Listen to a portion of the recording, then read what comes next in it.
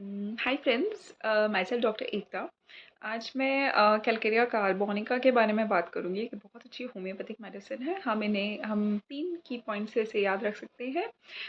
First है relaxation, weakness और congestion. और रिलैक्सेशन में जब हम देखेंगे कि ब्लड वेसल्स में बहुत वीकनेस आ जाती है, जिसकी वजह से वेसल्स जो है डायलेट कर जाते हैं या रिलैक्स हो जाते हैं। और इसमें इस मेडिसिन में हमें इस कॉन्स्टिट्यूशन में बेसिकली हमें ये वेरिकोस वेन की समस्या हुई, पाइल्स की हुई, हेमोराइड्स की प्रॉब्लम हुई, इस टाइप से देखने को मिलता है। दूसरा है कंजेशन इसका की नोट है। जैसे कि हमें पता है कैलकेरिया एक क्रॉनिक है पेलेडोना एक्यूट है। पेलेडोना में भी कंजेशंस देखने को मिलते हैं, कैलकेरिया में भी उसी तरीके से कंजेशंस देखने को मिलते हैं। अलग अलग पार्ट्स में कंजेशन या जिसको बोल सकते हैं ब्लड जो है जमा होना, एक्यूमुलेट होना, डायलेटेड वेसल्स की वजह से वो एक समस्या देखने को मिलती है। और तीसरी चीज़ है वीकनेस की वजह से हर जगह पे मसल्स बहुत ज़्यादा वीक हैं। और जैसे थोड़ा बहुत सस्टेन्ड एफर्ट या एक्सर्शन करता है पेशेंट, तो उसमें थक जाता है, तो वो प्रोलॉन्ग्ड फिज़िकल एफर्ट या मेंटल एफर्ट नहीं कर पाता वीकनेस की वजह से। और वीकनेस बहुत ज़्यादा क्योंकि कैलकेरिया में प्रोमिनेंट रहती है और मसल्स एमासिएट कर जाते हैं, और स्पेशली नेक मसल्स बहुत ज़्यादा वीक हो जाते हैं। और दूसरी चीज़ इस इसमें हमें जो एक की नोट मिलता है जो कि है कि every cold runs to indigestion, यानी कि जैसे हमें पता है कैलकेरिया कार्बोनिका में the person is very much sensitive to cold air, यानी कि बहुत ज़्यादा सेंसिटिव रहता है कोल्ड एयर से, कोल्ड वेदर को लेके। और उसकी वजह से उसे बहुत सारे रेस्पिरेटरी इश्यूज़ होने लगते हैं। नीज़ल पॉलिप्स की समस्या होती है बहुत ज़्यादा कैलकेरिया में कॉमन, और इसको हम पॉलिप्स में भी कंसिडर कर सकते हैं। प्लस एक्सोस्टोसिस जो कि कैलकेरिया का फीचर है, वो भी देखने को मिलता है। और बच्चों में अक्सर स्वेटिंग बहुत ज़्यादा होती है, स्पेशली अराउंड द नेक। इसलिए बच्चे जो रहता है पिलो को भी वेट कर देते हैं इस वजह से। और यहाँ पे हमें जो डिज़ायर है वो लॉन्गिंग रहती है, एग्स के लिए डिज़ायर या लॉन्गिंग एग्स के लिए बहुत ज़्यादा रहती है। और एवर्जन रहता है मीट के लिए, मीट खाना उनको पसंद नहीं रहता।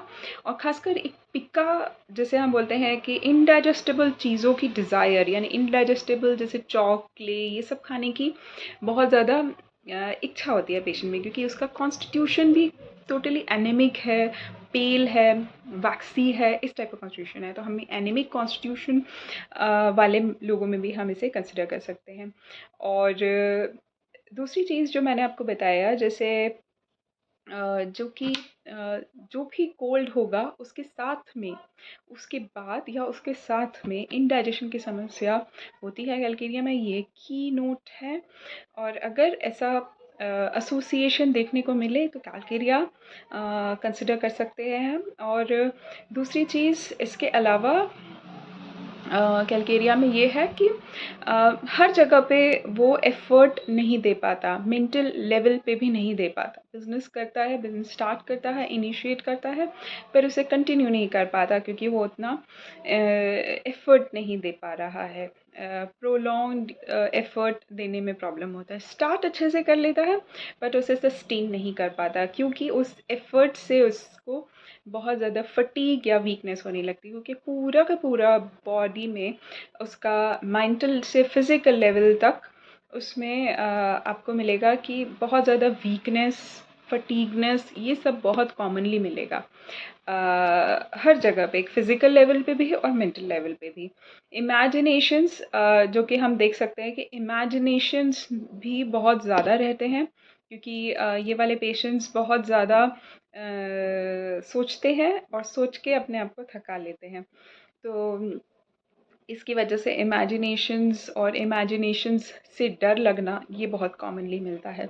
और ये डर जो रहता है इरेशनल रहता है, और इसी वजह से हमें ये जो छोटे-छोटे डर रहते हैं जो कि इनिशियली रहते हैं, वो आगे चल के डिल्यूशंस का फॉर्म ले लेते हैं, जहाँ पेशेंट रियलिटी से दूर हो जाता है, और इन छोटे-छोटे डर की वजह से इफ़ेक्ट होने लगता है।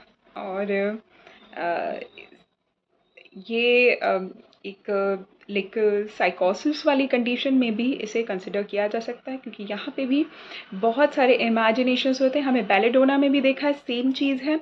और साथ में हमें पता है कि जितने भी कैलकेरिया ग्रुप के मेडिसिन्स हैं, उनमें सोर वॉमिटिंग, सोर डायरिया और सोर इरेक्टेशन इस टाइप की समस्या रहती है। और इसी तरह से कैलकेरिया कार में भी हमें वही सिमिलर चीज़ मिलेगी। साथ में जब हम उसका एग्रीवेशन देखेंगे तो हवा से, कोल्ड एयर से, कोल्ड डैम्प एयर से, ये सब से उसको एग्रीवेशन होगा। अब जब एम्यूलरेशन की बात करेंगे यानी किससे आराम लगता है, तो जब जो अफेक्टेड साइड है यानी पेनफुल साइड है, जब उस पे वो प्रेशर लगा के सोएगा, या उस पे प्रेशर या उस तरफ सोएगा, लाइंग उस तरफ बैठेगा या सोएगा, तो उसको आराम लगेगा। और यही सेम चीज़ हमें ब्रायनिया और पल्सटिला में मिलती है, जहाँ पे पेशेंट को अफेक्टेड साइड में या पेनफुल साइड में सोने से अच्छा लगेगा या आराम लगेगा। और एग्रीवेशन होता है, एग्रीवेशन यानी कि चीज़ हमारे सिम्टम्स किससे बढ़ते हैं उसमें, सिम्टम्स कोल्ड एयर से, ठंडे मौसम से कैलकेरिया के सिम्टम्स बढ़ते हैं।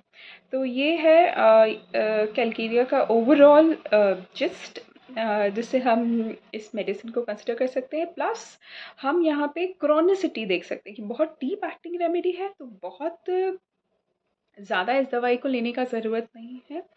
1 या 2 डोज़ इसके काफ़ी है। प्लस जब भी कोई ऐसा बाउट होता है जो कि लंबे समय तक खिंच रहा है, तो बीच में कैलकेरिया का 1 डोज़ लिया जाता है।